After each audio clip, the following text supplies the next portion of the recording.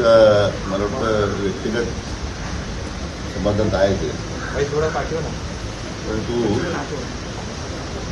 खरं म्हणजे याच्याची शिल्पकार पुण्याची जे आमचे नेते आणि लोकप्रिय मुख्यमंत्री माननीय देवेंद्र कोणताही निर्णय करताना त्याला एक फार मोठं पाठबळ लागतं. त्यामुळे या सगळ्या निर्णय प्रक्रियेमध्ये सातत्यानं किमान रोज माननीय मुख्यमंत्र्यांसमोर चर्चा व्हायची.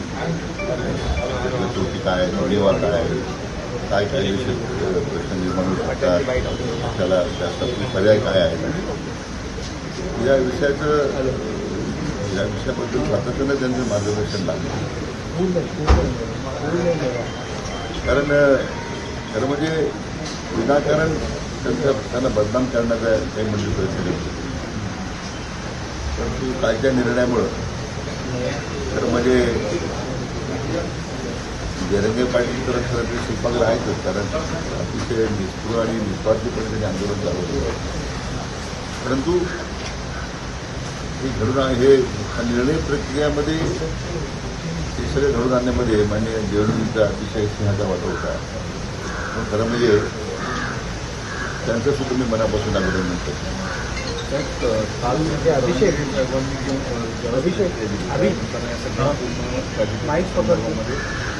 संबंध करवणं त्यांनी वर काही समस्या आहेत, कॅन्टीन नाही आहे, आधी होता फक्त पत्र काढल्यासारखं काढले असं सरकारवर आरोप सुरू केले. कसं आहे की मराठा आरक्षणासंदर्भात यापूर्वी अनेक मराठा समाजाच्याच लोकांनी वेगवेगळ्या प्रतिक्रिया देत किंवा वेगवेगळे मत त्यात मतभेद व्यक्त करून खरं म्हणजे हे आरक्षणाला अधिक आरक्षणाचा संघर्ष अधिक मजबूत होण्यापेक्षा तो मला वाटतं त्यात या सगळ्या वेगळ्या विचारप्रवाहामुळे तो डायल्यूट होत गेला. तर माझी सगळ्यांना या निमित्ताने एवढीच विनंती आहे की सरकारने पाऊल पुढे टाकलेलं आहे. आता एकूण काय निर्णय प्रक्रियेतून काय पुढे येत आहे, किती कशा पद्धतीने पुढे जाईल या दृष्टीने सगळ्यांनी सहकार्य केलं पाहिजे असं माझी त्यांना विनंती आहे. पण वेगवेगळे मतप्रवाह निर्माण करून शेवटी त्यातून आरक्षण मिळालं का आपल्याला? हे असं चुकीचं होतं, ते बरोबर होतं, योग्य नाही, ते योग्य आहे, ठीक आहे ना. मग ह्या सगळ्या तुमच्या मागच्या 3-4 वर्षाच्या सगळ्या तुम्ही ज्या जी मतं व्यक्त करीत होता तर त्यातून खरं आरक्षण आपल्याला मिळालं नाही मिळालं, तर ते अपयश पदरात पडला.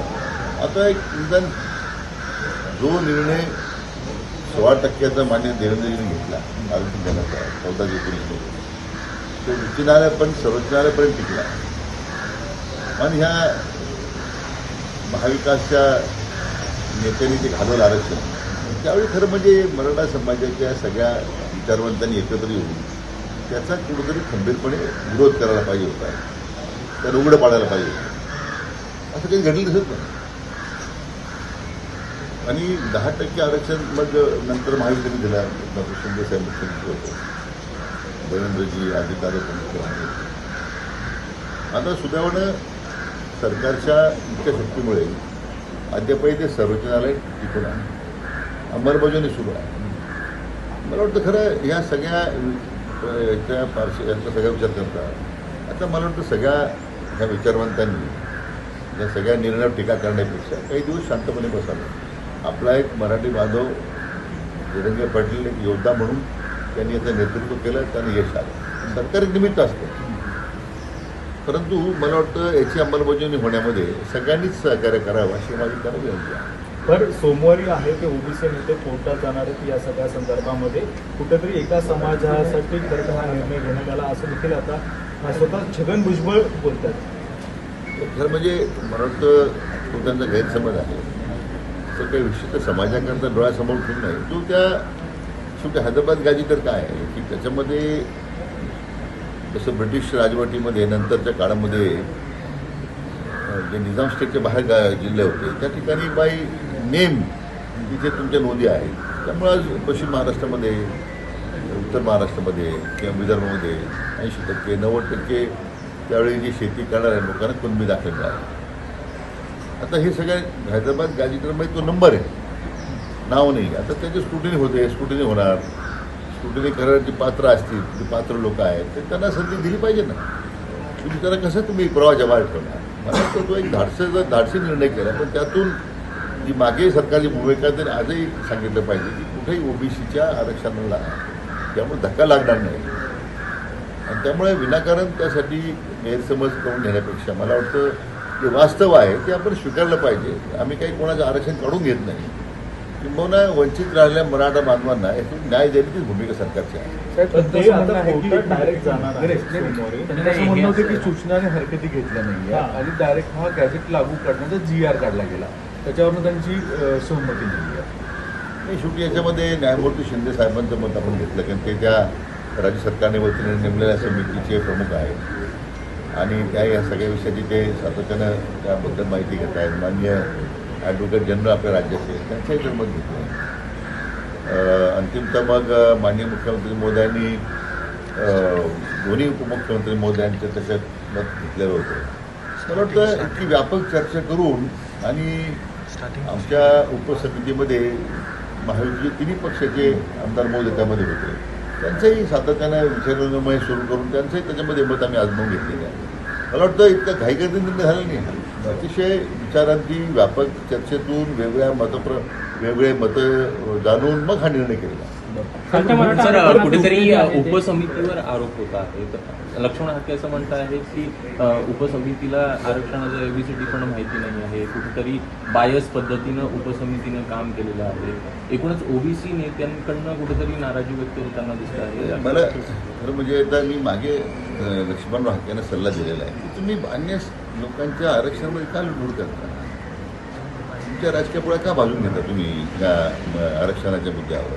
ज्यांचं आरक्षण मिळतं त्यांना ते मिळणारच आहे. तुमचं OBCचं आरक्षण कोणी काढून घेत नाही ना. मला वाटतं एखाद्या विषयाबद्दल उपसमितीचं अज्ञान आहे का आम्हाला काही कळत नाही. आता ज्यांना फार कळतं त्यांनी अतिशहारपणा करू नये एवढीच माझी अपेक्षा आहे. साहेब, रोहित पवार कमेंटकडनं आता एक आरोप केला की मुद्दाम शासनाने हा निर्णय घेऊन मराठा विरुद्ध OBC हा वाद निर्माण उभा केलेला आहे. कोणी केलं आहे? हे रोहित पवारांनी म्हटलेलं आहे, त्यांनी म्हटले असं की रोहित पवारांना काही समजलेलं नाही काय आंदोलन आहे. मला वाटतं रोहित पवारांचं सगळं राजकारण आता ते स्वतः बोलतात ते त्यांच्या काकांचं बोलतात ती समजत नाही. एकदा माहिती घेतो मी त्यांच्या आजोबा मराठा आरक्षण आजोबांचं त्यांना मार्गदर्शन आहे. त्यांनी मराठा समाजाला मराठा आरक्षणामधून वंचित ठेवलं. 94 साली मंडळ आयोगातून दिलं नाही, त्यावेळी मंडळ आयोग निर्णय झाला. नंतर स्वतः सांगितलं की मराठांना आरक्षण मिळू शकत नाही. म्हणून त्यांनी एकदा आजोबांचा सल्ला घेतला पाहिजे, त्यांना विचारलं पाहिजे आपण आरक्षण काय देऊ शकलो नाही. म्हणजे हे नंतर मग मला वाटतं त्यांना अजून बरं शिकायचं आहे. इतकं उथळपणा त्यांनी दाखवू नये एवढी माझी अपेक्षा आहे. सदावर्ते देखील आहेत, ते तुमच्या असतील किंवा शिवेंद्रराजे भोसले या दोघांच्या विरोधात आता कोर्टामध्ये याचिका दाखल करणार आहेत असं सदावर्ते पण म्हणतात. नाही, तर कसं आहे की काहींना निर्णय पटेल, काहींना पटला नसेल, काहींचा विरोध असेल. आता शेवटी नैसर्गिक प्रक्रियेमध्ये कोणीतरी विरोधात जाणार, न्यायालयात जाणार, तर ते आता आपण थांबू शकत नाही ना. पण सरकार आपली भूमिका प्रभावीपणे न्यायालयात मांडेल त्याच्याबद्दल मी म्हणजे निश्चितपणे मांडेल आणि न्यायालयामध्ये सुद्धा मला यश मिळेल याची मला खात्री आहे. संजय राऊत यांनी सुद्धा एक वक्तव्य केलं की कालच्या मराठा आरक्षणाचं श्रेय जे आहे ते देवेंद्र फडणवीस यांनाच द्यावं लागेल असं एक वक्तव्य त्यांनी केलं. पण मग आम्ही दिलंच ना. काल जो निर्णय झाला मी माझ्या भाषणात स्टेजवर सांगितलं की ह्या सगळ्या निर्णय प्रक्रियेमध्ये हा निर्णय घडून आणण्यामध्ये माननीय देवेंद्रजी फडणवीस यांना श्रेय दिलं पाहिजे. ते आपण काल जाहीरपणे बोललोय. म्हणजे संजयराव हा सुचतं शहाणपणे, कारण नेहमीच त्यांना सगळं उशिरा सुचतं, म्हणून त्यांची या पक्षाच्या अधोगती त्याची होत चालली. त्यांच्यात भाजप नेते काय म्हणतात की भाजप सातत्यानं म्हणते की एवढे मातबर मराठा नेते असताना सुद्धा देवेंद्र फडणवीस यांनीच मराठ्यांना आरक्षण दिलंय. नक्की त्यांचा रोख कुणाकडे, म्हणजे अजितदादा पवार किंवा एकनाथ शिंदे देऊ शकले नाही? कोणावर नाही आहे. 16% आरक्षण जे माननीय देवेंद्रजींनी 14 ते 19च्या काळामध्ये मुख्यमंत्र्यांना दिलं ते कोणत्या मुख्यमंत्र्याला पूर्वी जमलं नाही ना.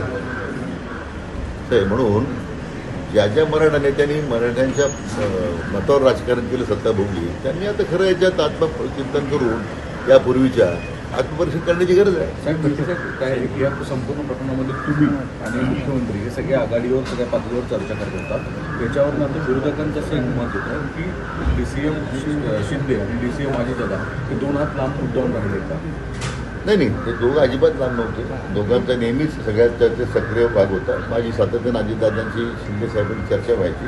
आम्ही काय करतोय, कशी प्रक्रिया पुढे राबवतोय, त्यात काही ते मला सूचना करायचे. त्यामुळे मला वाटतं अतिशय समन्वयानं आणि सगळ्यांना विश्वासात घेऊन हा निर्णय झाला.